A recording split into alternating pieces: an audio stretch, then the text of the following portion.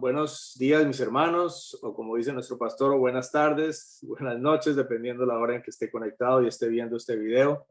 En esta mañana queremos compartir con ustedes una nueva parashá, que es la parashá número 35, si no estoy mal, que se llama la parashá de la Naso, se llama Naso, iba a decir no sé, pero sí sé.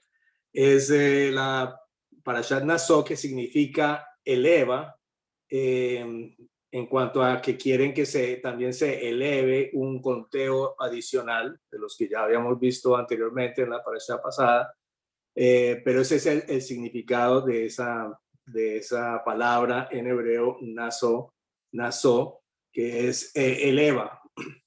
Y en este caso, pues también significa que quiere elevar a estas personas para que ellos empiecen a hacer trabajos en el tabernáculo, y cada uno va a tener unos oficios. Vamos a hablar del recuento de Gersón y Merari, la asignación de trabajos. Vamos a hablar de la limpieza del campamento, en cuanto a cómo debemos estar nosotros al tener la presencia de nuestro Dios eterno.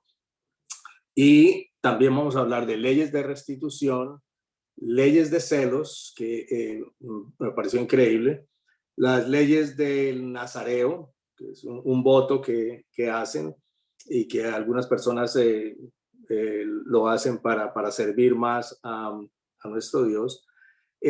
También vamos a hablar de la bendición arónica, o la que llamamos también la bendición sacerdotal. Y la última parte es la de dar voluntariamente. Este estudio abarca bastantes áreas, pero es increíble, como todas las palabras del Señor y del Eterno, que Él nos llena de conocimiento, nos inspira, y cada vez que lo leemos, pues sentimos realmente su presencia, especialmente ahora que estamos, digamos, conociendo un poco más esa palabra que de pronto en nuestra vida anterior no estudiábamos demasiado, porque nos parecía o aburridor, nos parecía antiguo, y entonces nos enfocábamos más en el Nuevo Testamento. Pero realmente lo que hemos visto en cada uno de estos estudios es que su palabra nos inspira. La Torá realmente es importante, porque nos llena de gozo saber que nos inspira desde el comienzo del tiempo hasta nuestros días, hasta hoy. Es importante que nosotros reconozcamos eso y lo estudiemos. Hace un tiempo le comentaba a mi esposa que yo siempre había tenido un sueño, que era cuando yo moría, entonces yo iba a llegar al otro lado, iba a decir, después de que me dijeran varias cosas, iba a decir, y eso era todo lo que yo tenía que hacer. Pero no sabía, no tenía la respuesta exacta de qué era todo lo que tenía que hacer. Pero en ese sueño, digamos que se fue elaborando a través de los años, y llega uno al convencimiento de que realmente lo único que teníamos que hacer era obedecer. Como lo mencionaba nuestra hermana Silvia, decía, la obediencia realmente es el centro de todo lo que nosotros tenemos que entender. O sea, hay personas que dicen, es que yo necesito entender qué es lo que Dios quiere de mí para obedecerlo. Y realmente es todo lo contrario. Necesitamos obedecerlo para poder entender cuál es su plan para cada uno de nosotros. Entonces, me parece que es de suma importancia el tener siempre presente de que nuestra obediencia es lo que Él busca. O sea, si queremos hacer un resumen, eso realmente lo dice todo, la presencia, la obediencia de Él en nuestras vidas. Entonces, comenzando con el recuento de Gersón y de Merari, lo podemos ver en Números 4:21. A propósito, este estudio va desde Números 4:21 o 69. Y son largos, Dice en el verso 21 del capítulo 4 de Números: además habló Jehová a Moisés diciendo, toma también el número de los hijos de Gersón según las casas de sus padres, por sus familias, de edad de 30 años arriba hasta 50 años los contarás. Todos los que entren en compañía para servir en el tabernáculo de reunión, este será el oficio de las familias de Gersón para ministrar y para llevar. O sea, se centra en esas dos cosas, para ministrar y para llevar. Y acordémonos que Yeshua vino a cumplir la Torá y su ministerio comenzó igualmente a los 30 años.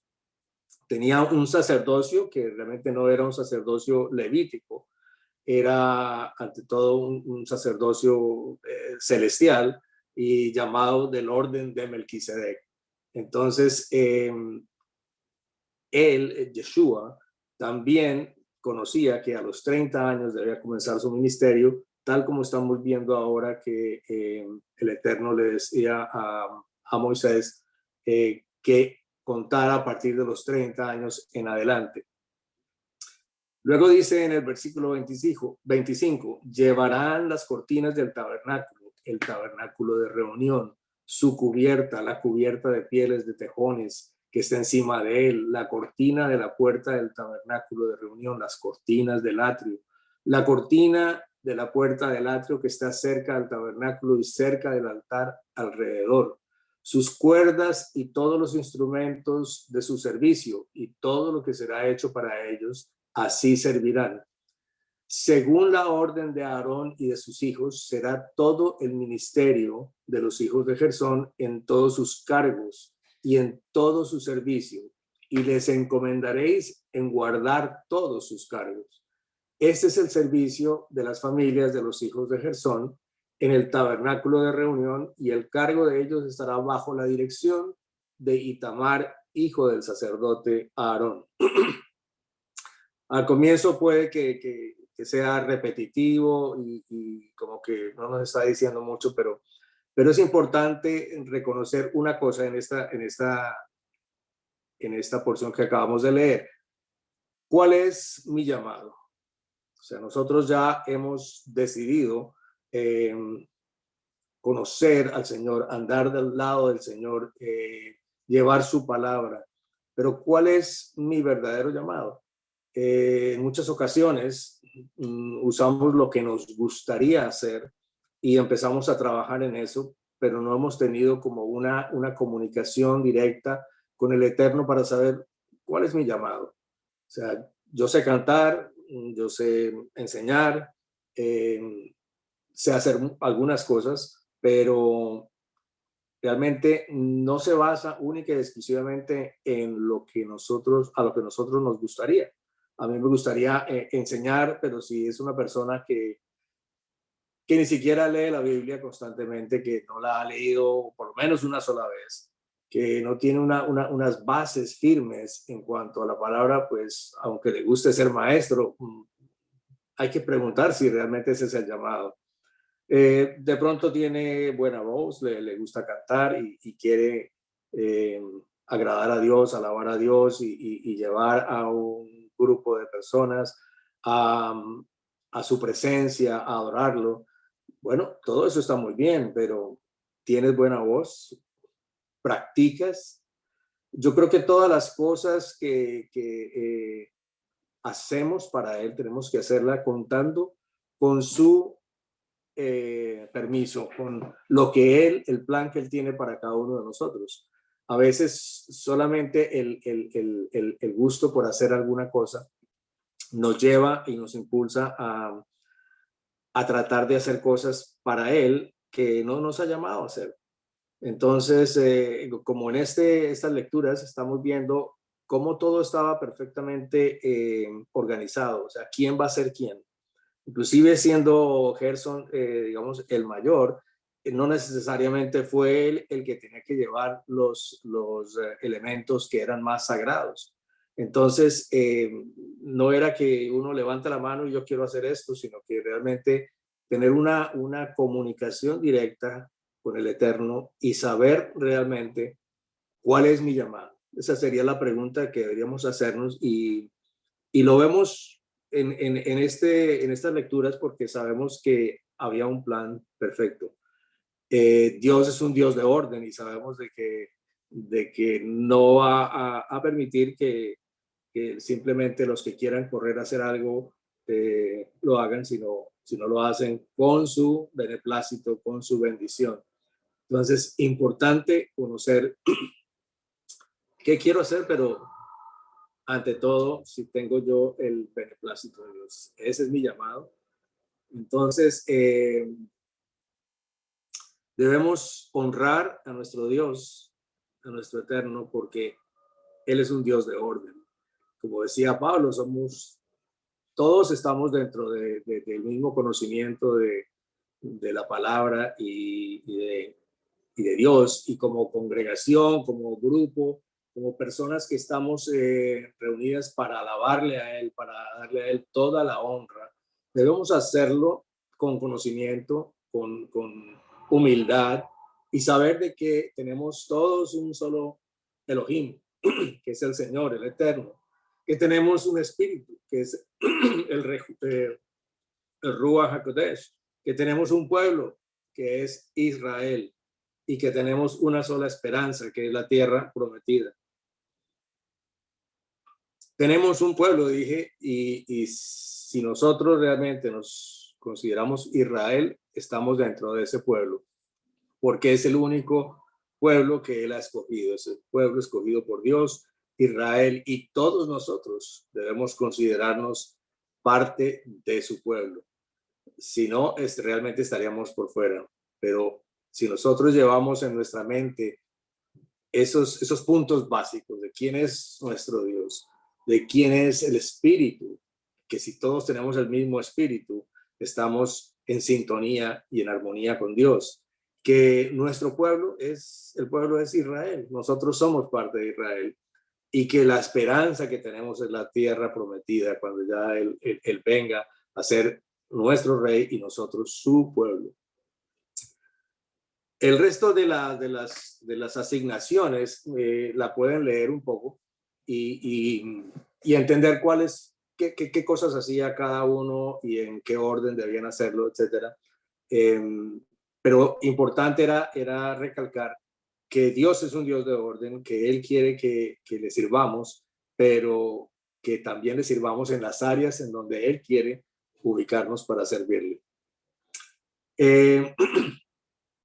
Ahora, en el capítulo 5, vamos a hablar sobre esa purificación del área donde está nuestro Eterno, donde podemos reunirnos con Él, que era en esa época, pues, en el tabernáculo. Dice el capítulo 5, versículo 1, dice: Jehová habló a Moisés diciendo: manda a los hijos de Israel que echen del campamento a todo leproso y a todos los que padecen flujo de semen y a todo contaminado con muerto. Así a hombres como a mujeres echaréis fuera del campamento. Los echaréis para que no contaminen el campamento de aquel entre los cuales yo habito. Y esa es la parte importante, entre los cuales yo habito, donde habita Él, donde está la presencia de Él, realmente el pecado no va. Por eso Él decía que sacar del campamento al leproso. El leproso siempre ha sido una comparación con el pecado, que el leproso tenía que salir del campamento, no podía estar dentro del campamento con las demás personas, precisamente porque podía contagiar a los demás y el pecado realmente eso es lo que hace muchas veces. O sea, si nosotros le permitimos que esté muy cerca, pues se va a volver algo normal. Y entonces, donde está la presencia de Él, realmente no debería haber pecado, porque Dios es Dios, puro, eh, él no se junta con el pecado, no tiene relación ninguna con el pecado. Tendrá relación con los pecadores y por eso él hace que él vaya afuera hasta que ya esté mejor y un sacerdote dictamine que él ya realmente ha cambiado. En ese caso la piel, digamos, del leproso ya no se cae, ya no tiene el mismo problema. Es una comparación con el pecado, ya la persona se ha arrepentido, la persona ha mostrado que ha cambiado su caminar, su dirección y lo ha puesto en la dirección correcta. Entonces, eso es importante y por eso él quiere que se separen esas cosas y porque Dios es santo y entonces no puede haber otra cosa, no puede haber pecado alrededor de él. Y pues todo aplica tanto a hombres como a mujeres. Él habla de aquel que no se haya contaminado con muerto, tocar un muerto, tener algún contacto, también es demostración de que, bueno, hemos tenido contacto con el pecado, de pronto no he caído en el pecado, pero ya medio lo he asimilado un poquito, entonces no sirve.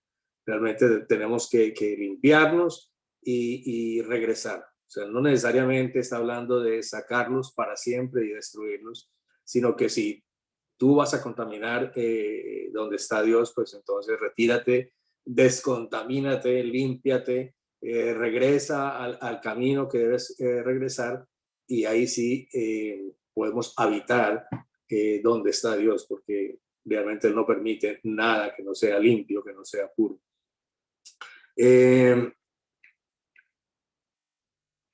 Nosotros debemos pensar que si hay algo en nuestras vidas por la cual nosotros tengamos que apartarnos de su presencia, tenemos que ser más exigentes nosotros porque con tanto pecado que permanece alrededor nuestro, a veces se nos olvida qué es lo mejor.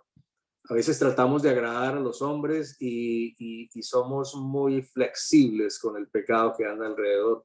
Hoy en día, ustedes saben, estamos llegando al fin de los tiempos porque el pecado abunda alrededor nuestro constantemente. Somos con esta tecnología, con las comunicaciones cada vez más rápidas y más asequibles. Lo que más entra es el pecado realmente. Estamos en una época en que nosotros somos tildados de intolerantes cuando nosotros hablamos la verdad y hablamos en contra de unas prácticas que realmente son pecaminosas. Y si dejamos entrar eso a nuestras vidas, pues vamos a tener serios problemas. Es difícil en una sociedad donde estamos en constante lluvia de ideas que son totalmente contrarias a lo que Dios quiere. Entonces tenemos que cuidarnos, ser exigentes, reconocer donde quiera que haya el peligro de contaminarnos. No queremos ser esos leprosos y no queremos estar manchando, digamos, que el lugar donde la presencia del Señor está. Él habita en nosotros y nosotros tenemos que ser exigentes con lo que nosotros vemos, con lo que nosotros hacemos, en donde compartimos. Es algo que Él quiere que nosotros hagamos. Fácil, tal vez no sea, pero posible sí es. Entonces debemos trabajar mucho más y ser más exigentes con nosotros mismos, en nuestra familia, con nuestros hijos. No sé, los niños, los bebés que nazcan en esta época, qué mundo van a enfrentar cuando sean teenagers, cuando sean ya jóvenes. Si esto que vemos nosotros acá nos escandaliza, no quiero ni pensar qué va a pasar más adelante, pero tiene que haber algo que nosotros podamos hacer. Y si lo hay, que es realmente estar al lado de Él. Nosotros seguir siendo fieles a su palabra, conocer su palabra cada vez más y nos ayudaría más a estar atentos a lo que está surgiendo en este mundo. No podemos tolerar el pecado. donde el Eterno habita. No podemos tolerarlo. Entonces, muchas veces queremos disfrazar las situaciones y le damos otro nombre, pero el pecado es pecado donde quiera que exista. De eso está hablando pues en el capítulo 5, cuando habla de limpiarnos, de saber de que si estamos en la presencia de Dios, tenemos que tener realmente una mente limpia y estar atentos a las cosas que están sucediendo alrededor nuestro para no caer en ese. Hoy en día todas las películas que vemos tienen actos de lesbianismo, de homosexualismo por todos lados y hasta lo hacen reír, o sea, porque hay comedias en donde realmente una de las cosas que psicológicamente hablando que produce aceptación es cuando uno ve una comedia y se ríe. Y si uno se ríe, está compartiendo lo que está sucediendo, que es un acto pecaminoso. Entonces estamos dándole aceptación a nuestra mente de ese tipo de cosas que están sucediendo. Entonces tenemos que tener mucho cuidado con eso y poder ser también limpios. Porque no debemos dejar que el nombre de nuestro Elohim sea profanado. Debemos defender la santidad del lugar de su habitación. ¿Y dónde habita él? Él habita en medio de su pueblo, en medio de la casa donde estamos. Cuando nos reunimos en una iglesia donde estemos congregándonos, ahí habita él. Y no debemos dejar que se contamine. La otra es la ley de la restitución. Este es un punto bastante interesante e importante de entender.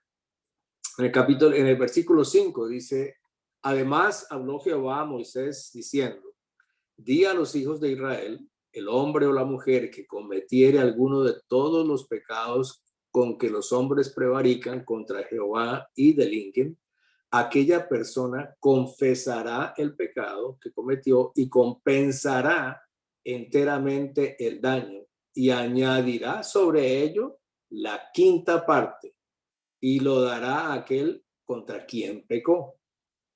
Entonces, estamos hablando de, digamos, en las oficinas, de pronto se ve con alguna frecuencia de que uno ve por ahí unos lápices nuevos y mi hijo no tiene, entonces la empresa tiene mucha plata, no le van a faltar estos 4, 5 o 10 que me lleve, entonces eso se llama robo. Y realmente cuando uno reconoce eso, uno tiene que primero reconocer que estás cometiendo un pecado. Segundo, tiene que pedir perdón a aquel contra el que pecó, y no solamente devolverle los 10 lápices, sino que tiene que hacerle sumándole la quinta parte para restituir, o sea, el daño que se hizo. Eso en cuanto a cosas materiales y todos sabemos de que el bolsillo nos duele, ¿sí? Muy rico cuando nos sale gratis y nadie se da cuenta, pero cuando tenemos que restituirlo, entonces no solamente tenemos que devolver lo que tomamos, sino que debemos adicionarle una quinta parte. Yo creo que esto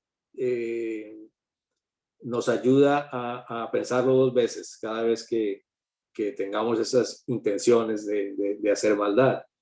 Por ejemplo, cuando aquel hombre que tuviere pariente el cual sea resarcido el daño, se dará la indemnización del agravio a Jehová. O sea, si aquella persona o empresa o lo que sea no existe ya o no encontramos a esa persona, entonces eso no va perdón y cuenta nueva. ¿Sí? Uno dice, mejor se murió o mejor desapareció, no lo encuentro. No, si no lo encuentra, si ha desaparecido, igual tiene que restituir, pedir perdón por ese pecado, restituirlo y llevarlo al templo. Dice, y si aquel hombre no tuviere pariente al cual sea resarcido el daño, porque también se le puede dar a un pariente. Si la persona no existe, pero está el hermano o la hermana, si hay un pariente, a él hay que ir entregándolo. Y si no tuviera, entonces se dará la indemnización de agravio al sacerdote. ¿sí? El cual hará, además del carnero de las expiaciones, con la cual hará expiación por él. Toda ofrenda de todas las cosas santas que los hijos de Israel presentaren al sacerdote, suya será. O sea, lo que usted esté entregando allá no es prestado, no es por un momentico, no es decir si lo robé, pero me lo devuelve. O sea, eso ya es del sacerdote. Y lo santificado de cualquiera será suyo. Asimismo, lo que cualquiera diere al sacerdote suyo será. Si seguimos estas instrucciones, el Eterno nos perdona y echa ese pecado al fondo del mar y se olvida de ese pecado para siempre. Dios es grande y misericordioso y Él conoce también nuestro corazón y sabemos de que a veces hacemos mal, pero también Él reconoce cuando su hijo reconoce que ha pecado, que reconoce que fue un acto indebido y trata de restituir lo que hizo, o sea, lo que se robó. En el caso, por ejemplo, de un adulterio, por ejemplo, ahí hubo un robo, o sea, un robo de los sentimientos de una persona. Entonces llegan a un punto en que van a divorciarse, a separarse, y entonces dicen, bueno, separémonos 50-50 y ya quedamos arreglados. Realmente no es 50-50. O sea, en ese caso, el que cometió el adulterio, el culpable, tendrá que resarcir no solamente el 50%, sino tiene que dar el, el 5% más. Entonces, todas las cosas se pagan. O sea, el pecado realmente no paga, porque realmente cuando nosotros ya seguimos la voz de nuestro Adonai, Él nos está diciendo, tienes que resarcir, tienes que devolver lo que robaste, tienes que llegar a una conclusión de ese pecado, la paga del pecado. Entonces, cuando ya no encontramos a quien dárselo, tenemos a un templo donde llevarlo, al sacerdote, aquel que está encargado, y él recibirá eso y será suyo, no es prestado. Entonces nosotros sabemos de que pecar trae consecuencias, y él nos enseña cómo nos afecta y nos duele, y tenemos que revisar nuestra conducta. Ese es el punto clave. O sea, cuando él dio esa orden de restitución, realmente lo hizo para que realmente nos doliera y lo pensáramos dos veces cuando fuéramos a pecar. Aquí hay una ley importante que se llama la ley sobre los celos y se llama Sotá. Y esto nos une de una manera especial con nuestro Mesías. Y vamos a ver por qué. Dice en el versículo 11. También Jehová habló a Moisés diciendo, habla a los hijos de Israel y diles, si la mujer de alguno se descarriare y le fuere infiel, y alguno cohabitare con ella, y su marido no la hubiese visto por haberse ella amancillado ocultamente, ni hubiere testigo contra ella, ni ella hubiere sido sorprendida en el acto, si viniere sobre él espíritu de celos, y tuviere celos de su mujer, habiéndose ella amancillado, o viniere sobre él espíritu de celos, y tuviere celos de su mujer, no habiéndose ella amancillado, entonces el marido traerá a su mujer al sacerdote, y con ella traerá su ofrenda, la 10ª parte de una efa de harina de cebada, no echará sobre ella aceite, ni pondrá sobre ella incienso, porque es ofrenda de celos, ofrenda recordativa que trae a la memoria el pecado. Esto en el caso de que siento celos, pero no tengo una prueba, porque si realmente la persona escogida en fragancia, o sea, en el acto, obviamente la ley dice que hay que apedrearla. Entonces, no es el caso, sino es el caso de que hay celos. Hay de pronto razones por las cuales yo pienso que me fue infiel.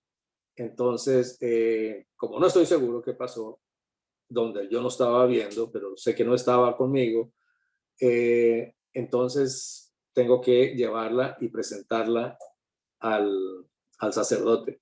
tengo que llevar mi ofrenda. No va a ser que la mujer lleve la ofrenda a ella misma, pero la lleva a él, porque él es el que está realmente acusando. La lleva, presenta la ofrenda, que no es una ofrenda de algo muy valioso, porque estaba hablando de la cebada, no es de trigo, y la cebada, pues vemos que es más que todo comida para animales, más que todo, los humanos también la comen, pero era más que todo por el valor que tiene tan poco, ¿sí? Y no echará sobre ella aceite,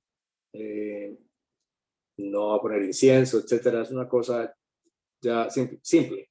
Y ese es la ofrenda que debe llevar el marido, además de llevar a su esposa. Entonces, queríamos saber si realmente había infidelidad o no. Esa es la pregunta grave. Eso es lo que el esposo quiere saber. Tengo dudas, tengo celos, no estuvo conmigo, necesito tener la seguridad de que no hubo infidelidad, o si hubo.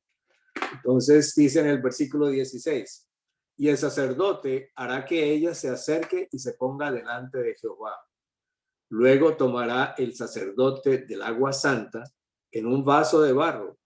Tomará también el sacerdote del polvo que hubiere en el suelo del tabernáculo y lo echará en el agua. Y hará el sacerdote estar en pie a la mujer delante de Jehová y descubrirá la cabeza de la mujer. En algunas versiones dice rapar la cabeza, pero no es rapar de cortarle el pelo, sino de descubrir la cabeza de la mujer, y pondrá sobre sus manos la ofrenda recordativa, que es la ofrenda de celos, y el sacerdote tendrá en la mano las aguas amargas que acarrearán maldición, y el sacerdote la conjurará y le dirá: si ninguno ha dormido contigo, y si no te has apartado de tu marido a inmundicia, libre seas de estas aguas amargas que traen maldición. Mas si te has descarriado de tu marido y te has amancillado y ha cohabitado contigo alguno fuera de tu marido, el sacerdote conjurará a la mujer con juramento de maldición y dirá a la mujer: Jehová te haga maldición y execración en medio de tu pueblo, haciendo Jehová que tu muslo caiga y que tu vientre se hinche. Y estas aguas que dan maldición entre tus entrañas y hagan hinchar tu vientre y caer tu muslo. Y la mujer dirá: amén, amén. Quiere decir que ya está de acuerdo con cualquiera que sea el resultado, una vez que tome las aguas con el polvo que le echaron. Se volverán obviamente amargas y traerán maldición si resulta, por decir algo así, el examen positivo. Entonces, fíjese que no era nada fácil. Hoy en día como que es todos contra todos y todo se vale, pero realmente allá el sacerdote tenía que hacer toda esta prueba con esta mujer cuyo marido había sentido celos. No había ninguna prueba y la única manera de comprobarlo era presentarla a Jehová, y a través de estas aguas donde le echaban el polvo del tabernáculo, se volvían amargas, obviamente para ella, si resultaba positivo.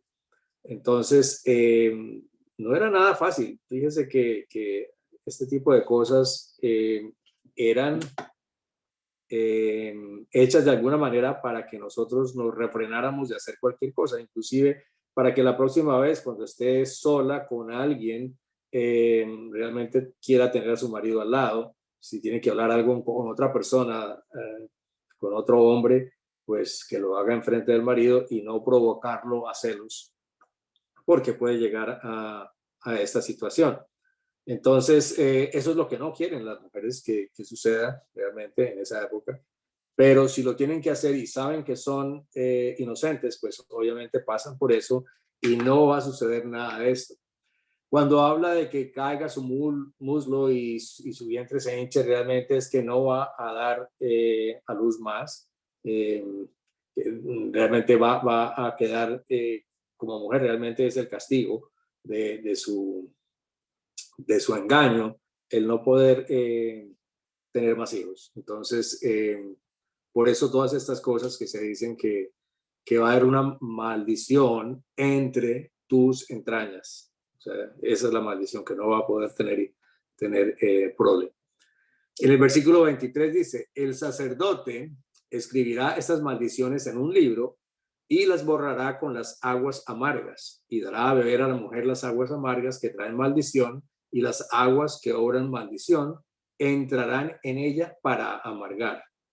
Después el sacerdote tomará de la mano de la mujer la ofrenda de los celos y la mecerá delante de Jehová y la ofrecerá delante del altar.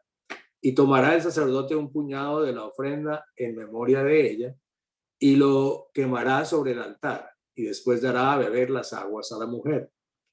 Le dará pues a beber las aguas, y si fuere inmunda y hubiere sido infiel a su marido, las aguas que obran maldición entrarán en ella para amargar, y su vientre se hinchará y caerá su muslo, y la mujer será maldición en medio de su pueblo. Mas si la mujer no fuera inmunda, sino que estuviere limpia, ella será libre y será fecunda. Entonces, esa es la prueba por la cual tiene que pasar, pero es una situación complicada cuando provoca a celos a su marido. O es más, el mismo marido puede que simplemente le den celos por verla pasar al lado de un hombre, no sé. Pero hay una manera de descubrir las cosas y todo saldrá a la luz. Y esta es una manera en que se usaba para poder ver si ella era culpable o inocente. La parte importante, y esto no lo descubrí yo, estuve leyendo y escuchando estudios sobre esta porción, y es que la mujer de Israel tenía que pasar la prueba. La mujer, Israel. Si era culpable, moría o no, entonces sería fecunda o no sería fecunda. El pueblo ya había pasado por la prueba de aguas amargas. No sé si se acuerdan, cuando salieron de Egipto, ellos tenían mucha sed y pasaron por donde había aguas y empezaron a tomar, pero eran aguas amargas. ¿Y qué hizo Moisés? Le dijo el Señor a Moisés que pusiera dentro del agua un madero. O sea que ya estamos hablando de la conexión que había entre Yeshua, ¿sí?, y su pueblo Israel, que como ese madero logró que esas aguas se volvieran de agrias a dulces, él estaba ya profetizando que era por un madero que realmente íbamos a tener la opción de no tomar aguas amargas, sino tomar aguas dulces. Pero en este caso también es algo impresionante cómo se conecta el Antiguo Testamento con el Nuevo Testamento. En la muerte de Yeshua, cuando él estaba en la cruz, próximo a morir, él dijo, tengo sed. Adivine qué les dieron. Le dieron una esponja untada con vinagre amargo. Y vemos en esto que él sabía exactamente que nosotros, su pueblo, Israel, había pecado. Y que si nos hacían pasar por la prueba de las aguas amargas, como esa novia que había sido infiel, porque hemos sido infiel, él ya lo sabía. Entonces él no quiso que pasáramos por esa prueba, sino que él mismo hizo la prueba de las aguas amargas, porque nosotros no las podemos pasar con el vinagre. Al hacer eso, realmente vemos que él tenía todo planeado desde el comienzo, que él conocía quiénes éramos nosotros y por qué necesitábamos de él, por qué necesitábamos de su salvación. Las palabras que él dijo después de que bebió del vinagre, de esas aguas amargas, fueron todo está consumado. Consumado es. Pero realmente esa es la traducción de una palabra en hebreo, porque él lo dijo en hebreo. Dijo la palabra Gomer. Y ustedes saben que Gomer fue la esposa de Oseas, del profeta Oseas, quien le había sido ordenado que tomara a aquella mujer como esposa, aunque era prostituta, se iba con cualquiera. Entonces, vemos la relación que hay, que no es solamente una lectura que nosotros debemos pasar desapercibida. Esta ley de los celos nos está llevando a mostrarnos ese amor infinito de Yeshua por nosotros y que él tenía que pasar por esa dura prueba. Él fue golpeado, martirizado, burlado, etcétera.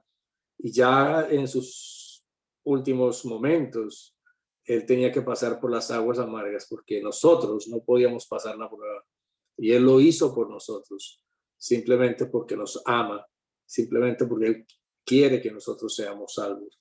Y nosotros debemos responder de la misma manera hacia él. O sea, sí somos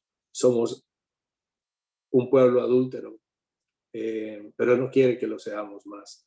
Entonces, él busca cómo salvarnos y la única manera en sus últimos momentos fue eso, pasar por la prueba de las aguas amargas. A mí me parece que cuando lo escuché, como le digo, no fue un estudio profundo mío y me di cuenta, no, pero cuando lo leí, lo entendí, lo escuché, realmente tocó mi corazón bastante. Todo está conectado y si nosotros no conocemos el comienzo de la historia, muy seguramente vamos a hacer otras cosas si solamente nos vamos al final del libro. La Torá trae una bendición muy grande a aquellos que la leen y que la obedecen. Y nosotros debemos reconocer de que todo está atado una cosa con otra. Yeshua ya tenía planificado esto que iba a suceder cuando subió al madero, cuando subió a la cruz, porque él fue quien pasó por las aguas amargas. Cada vez encontramos a nuestro Mesías en la Torá. Es increíble, pero antes nadie lo ubicaba de esa manera, pero hoy en día sabemos que él está desde el comienzo de la creación, de que él fue esa palabra viva que habló y se hicieron las cosas. En Jeremías 17:13 vemos que él es mencionado como el manantial de aguas vivas. ¿Y quién es el manantial de aguas vivas? Es Yeshua. Él es el agua viva que nosotros necesitamos. Es ese manantial de agua que nos santifica, que nos vivifica y que realmente nos libra del castigo de ese pecado que realmente si no fuera por él no tendríamos salvación. En Apocalipsis 8, del 10 al 11, hay una prueba de las aguas amargas. En la parte donde habla de las trompetas, dice que en el versículo 10, el tercer ángel tocó la trompeta y cayó del cielo una gran estrella, ardiendo como una antorcha, y cayó sobre la tercera parte de los ríos y sobre las fuentes de las aguas. Y el nombre de la estrella es Ajenjo. Y la tercera parte de las aguas se convirtió en ajenjo, y muchos hombres murieron a causa de esas aguas porque se hicieron amargas. En el final de los tiempos vamos a tener que pasar por esas pruebas de aguas amargas, pero él va a estar allí, él va a estar ahí con su pueblo, pero vamos a pasar por esa prueba. Si somos de él, si creemos en su santo nombre, si lo hemos recibido en nuestro corazón, él nos librará. Ya tomó las aguas amargas por mí y por ti, y él lo va a hacer nuevamente. Aquellos que piensan que Yeshua era un hombre simple, que no había nada especial en él, sino que se dejó crucificar, es mejor que reflexione y vea la realidad, que por usted mismo, ¿sí? Leyendo las escrituras nos damos cuenta que Él está en todas partes y de que Él realmente está por nosotros y no contra nosotros, que Él dio su vida y haría cualquier cosa por nosotros, por su pueblo, por Israel. Por eso decía al comienzo, nosotros tenemos que entender que nosotros somos ese pueblo escogido por Dios y Él hace cualquier cosa por su pueblo. Entonces, fíjese cómo algo tan que uno de pronto lo lee y pasa por encima y no se da cuenta, uno ve la importancia y la trascendencia que tienen estos recuentos en la Torá, porque nos llevan directamente a aquel que nos salvó. Hay otro voto y otro estudio que se hace sobre el nazareato. Vemos también en el versículo 6 o en el capítulo 6, versículo 1, que dice, habló Jehová a Moisés diciendo, habla a los hijos de Israel y diles, el hombre o la mujer que se apartare haciendo voto de nazareo para dedicarse a Jehová, se abstendrá de vino y de sidra. No beberá vinagre de vino, ni vinagre de sidra, ni beberá ningún licor de uvas, ni tampoco comerá uvas frescas ni secas. Todo el tiempo de su nazareato, de todo lo que se hace de la vid, desde los granillos hasta el ollejo, no comerá. O sea, esta era las condiciones que si quiere o si es llamado al nazareato, necesita estar separado de todo lo que pueda embriagarle, de todo lo que tenga contaminación, que no sea bueno para su cuerpo, porque está haciendo un voto ante Dios muy importante y no tiene que haber ni una mancha pues, de algo que pueda realmente entorpecer su voto y el plan que tiene Dios para su vida como alguien que ha tomado ese voto. Vemos en Jueces, capítulo 13, que Sansón fue uno de ellos. Dice, los hijos de Israel volvieron a hacer lo malo ante los ojos de Jehová, y Jehová los entregó en mano de los filisteos por 40 años.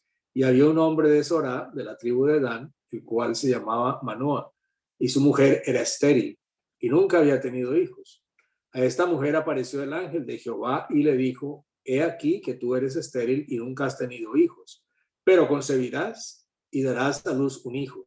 Ahora pues no bebas vino, ni sidra, ni comas cosa inmunda, pues he aquí que concebirás y darás a luz un hijo, y navaja no pasará sobre su cabeza, porque el niño será nazareo a Dios. Entonces vemos aquí cómo ese voto era tan importante, que lo que comía y lo que bebía, inclusive desde la madre, era importante, porque ya estaba escrito que ese niño, que era Sansón, iba a entrar en ese voto de nazareato, y la madre ni siquiera podía tomar sidra o vino y alimentos inmundos, porque ya ese hijo estaba separado para Dios.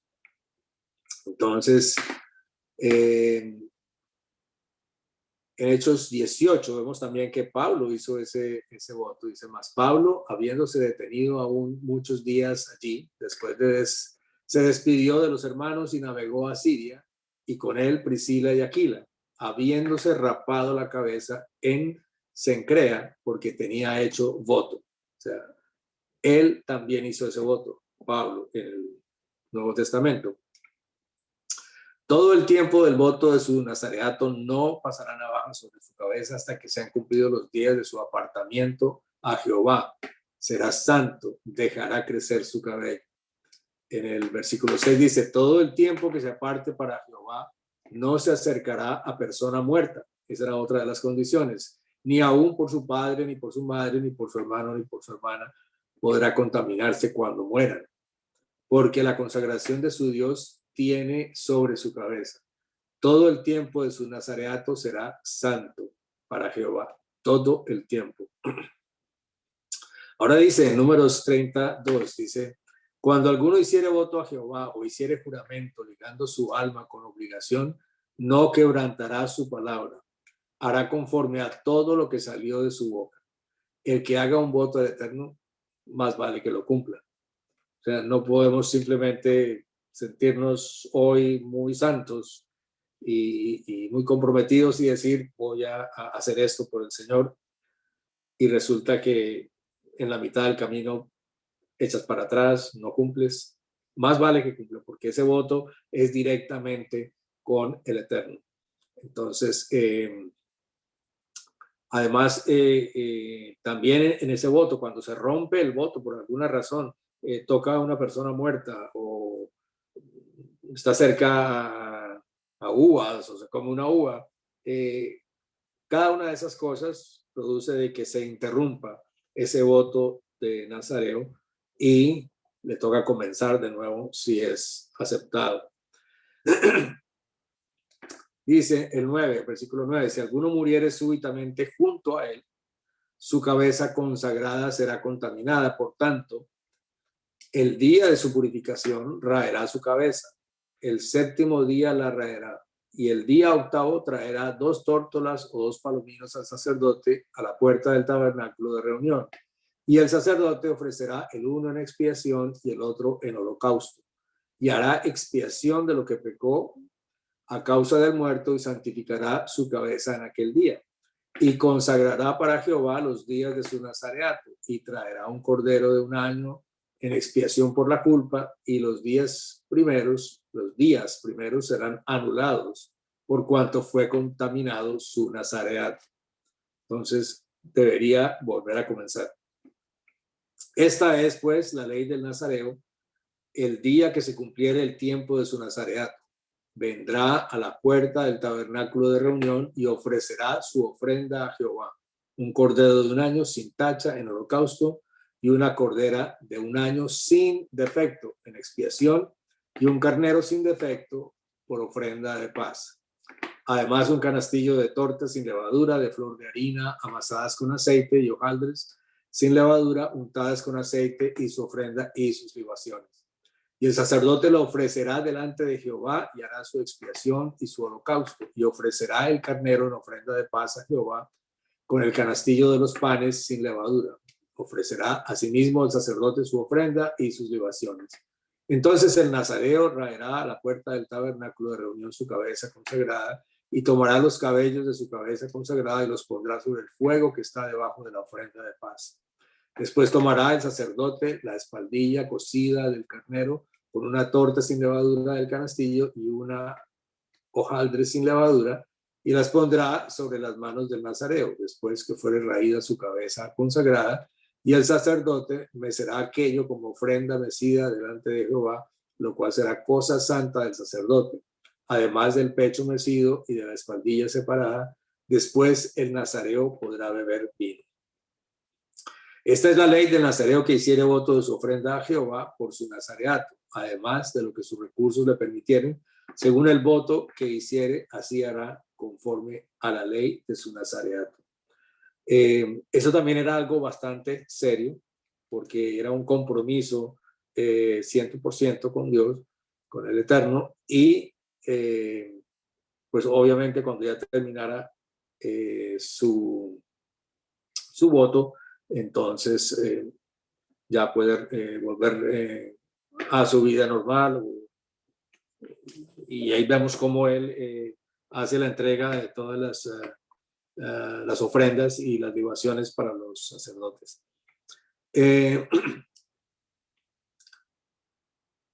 Estas cosas debemos leerlas y releerlas y entender un poco más, cuál era la razón por la cual existían este tipo de votos y por qué se hacía lo de las aguas amargas. Todo lo que hemos leído realmente traen enseñanzas y traen cosas importantes para nuestra vida. Por lo menos en la parte del nazareato vemos que es algo serio, y cualquier cosa que nosotros hagamos y digamos y queramos a meter al Eterno en el asunto, más vale que nosotros cumplamos lo que decimos. A veces por nuestra propia pasión por las cosas, prometemos cosas a Dios y luego no las cumplimos. Entonces no debemos hacer eso a menos de que estemos 110% seguros de que las vamos a cumplir. Y ahora viene una parte también bien interesante sobre la bendición sacerdotal o la bendición arónica, que también se conoce con ese nombre. Y dice así en el versículo 22, Jehová habló a Moisés diciendo, habla a Aarón y a sus hijos y diles, así bendeciréis a los hijos de Israel, diciéndoles, Jehová te bendiga y te guarde. Jehová haga resplandecer su rostro sobre ti y tenga de ti misericordia. Jehová alce sobre ti su rostro y ponga en ti paz. Y pondrán mi nombre sobre los hijos de Israel y yo los bendeciré. Vemos cómo aquí hay una primera bendición, que es una bendición de prosperidad material. En la segunda vemos que ya es más sobre el conocimiento de la Torá y la inspiración, es algo ya más espiritual. Pero quiero leerles un artículo que ahora habla sobre la primera bendición. Dice así, que te bendiga Hashem, que Dios te conceda las numerosas bendiciones especificadas en la Torá, como las mencionadas en Deuteronomio 28, 1, 4. Creo que en Deuteronomio tenemos, no lo tengo acá, pero dice, en el sentido de que Israel triunfará sobre sus enemigos y será superior a otras naciones, que sus cosechas y negocios tendrán éxito, que su simiente y sus rebaños serán abundantes y sanos. Lo tengo acá. Deuteronomio 28, del 1 al 14, dice, acontecerá que si oyeres atentamente la voz de Jehová tu Dios para guardar y poner por obra todos sus mandamientos que yo te prescribo hoy, también Jehová tu Dios te exaltará sobre todas las naciones de la tierra y vendrán sobre ti todas esas bendiciones y te alcanzarán si oyeres la voz de Jehová tu Dios. Bendito serás tú en la ciudad y bendito tú en el campo. Bendito el fruto de tu vientre, el fruto de tu tierra, el fruto de tus bestias, la cría de tus vacas y los rebaños de tus ovejas. Bendita sea tu canasta y tu arteza de amasar. Bendito serás en tu entrar y bendito en tu salir. Jehová derrotará a tus enemigos que se levantarán contra ti. Por un camino saldrán contra ti y por 7 caminos huirán de delante de ti. Jehová te enviará su bendición sobre sus graneros y sobre todo aquello en que pusieres tu mano, y te bendecirá en la tierra que Jehová tu Dios te da. Te confirmará Jehová por pueblo santo suyo, como te lo ha jurado, cuando guardaste los mandamientos de Jehová tu Dios, y anduvieres en sus caminos. Y verán todos los pueblos de la tierra que el nombre de Jehová es invocado sobre ti y te temerán.